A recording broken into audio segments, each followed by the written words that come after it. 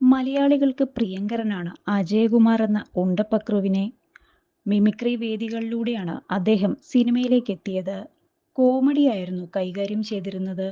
പിന്നീട് നായകനായും വില്ലനായും പ്രേക്ഷകരുടെ മുന്നിലെത്തി.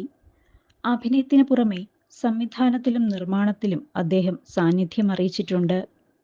ഗിന്നസിലടക്കം ഇടം നേടി മലയാളികൾക്ക് അഭിമാനമായി മാറിയ താരമാണ് അദ്ദേഹം.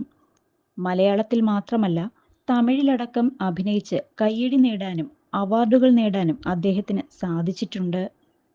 ഈ അടുത്താണ് അജയനും ഗായത്രിക്കും രണ്ടാമത്തെ കുഞ്ഞ് ജനിച്ചത്. മൂത്ത മകൾ ദീപ്ത കീർത്തി മലയാളികൾക്ക് സുപരിചിതയാണ്.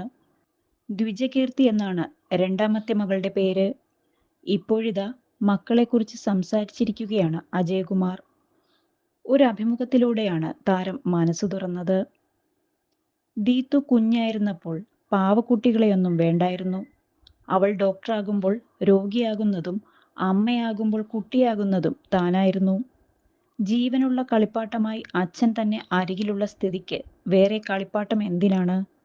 ദീത്തു ഉണ്ടായ ശേഷം നല്ല ഗ്യാപ്പ് വന്നതുകൊണ്ട് അന്നത്തെ കളികളൊക്കെ മറന്നുപോയിരുന്നു. ഇപ്പോഴെല്ലാം പൊടി തട്ടിയെടുത്തു എന്നാണ് അജയകുമാർ പറയുന്നത്. ഇത്രയും പ്രായവ്യത്യാസമുള്ളതുകൊണ്ട് രണ്ടാമത്തെ കുട്ടിക്ക് വേണ്ടി ചികിത്സ ചെയ്തോ എന്നെല്ലാം ആളുകൾ ചോദിച്ചു. അടുത്ത കുട്ടി വേണമെന്നോ വേണ്ടെന്നോ പ്ലാൻ ചെയ്തിരുന്നില്ല. ദീത്തു മാത്രം മതി എന്നായിരുന്നു താല്പര്യമെന്നാണ് അജയകുമാർ പറയുന്നത്. പക്ഷേ ദീത്തുവിന് എപ്പോഴോ അനിയത്തി വേണം എന്നൊരാഗ്രഹം തുടങ്ങിയെന്നാണ് താരം പറയുന്നത്. ദിച്ചു വന്നതോടെ ദീത്തു അവളുടെ ചേച്ചിയമ്മയായി. വലിയൊരു സമ്മാനം കിട്ടിയ പ്രതീതിയാണ് ദീത്തുവിനെന്നും അജയകുമാർ പറയുന്നു. കുഞ്ഞായിരുന്നപ്പോൾ അച്ഛനെയാണോ അമ്മയെയാണോ ഇഷ്ടമെന്ന് ചോദിച്ചാൽ വളരെ ഡിപ്ലോമാറ്റിക്കായി രണ്ടുപേരെയും എന്നൊക്കെ പറഞ്ഞുകൊണ്ടിരുന്നയാൾ ഇപ്പോൾ ഒറ്റയടിക്ക് വാവയെ എന്നാണ് പറയുന്നതെന്നും അജയകുമാർ പറയുന്നു. അതേസമയം കുഞ്ഞ് വന്നതോടെ 15 വർഷം പുറകിലേക്ക് തങ്ങൾ പോയെന്നാണ് താരം ഓർക്കുന്നത്. പ്രായം കുറഞ്ഞതുപോലെ തങ്ങൾ അന്നത്തേക്കാൾ ഫ്രീ ആണെന്നും കുഞ്ഞിനെ നോക്കാൻ ചേച്ചിയമ്മയുണ്ടല്ലോ എന്നും താരം പറയുന്നുണ്ട്. പിന്നാലെ തന്നിലെ അച്ഛനെക്കുറിച്ചും അജയകുമാർ സംസാരിക്കുന്നുണ്ട്. തനിക്ക് കുഞ്ഞിനെ എടുക്കാനാകുമെങ്കിലും എടുത്തുകൊണ്ട് നടക്കാൻ കഴിയില്ല.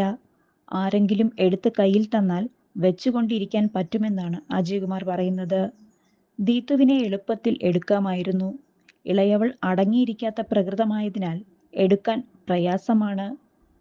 പ്രകൃതം കണ്ടിട്ട് അവൾ താമസിയാതെ തന്നെ എടുത്ത് തലകുത്തി നിർത്തും എന്നാണ് തോന്നുന്നതെന്നും താരം പറയുന്നു. അതേസമയം ദീത്തുവിൻ്റെയും ദിച്ചുവിൻ്റെയും പവർഫുൾ അച്ഛൻ തന്നെയാണ് താൻ. ഉത്തരവാദിത്തം കൃത്യമായി നിർവഹിക്കുകയും അഭിപ്രായങ്ങൾ ശക്തമായി പറയുകയും ചെയ്യുന്ന അച്ഛനാണ് താനെന്നും താരം വ്യക്തമാക്കുന്നു.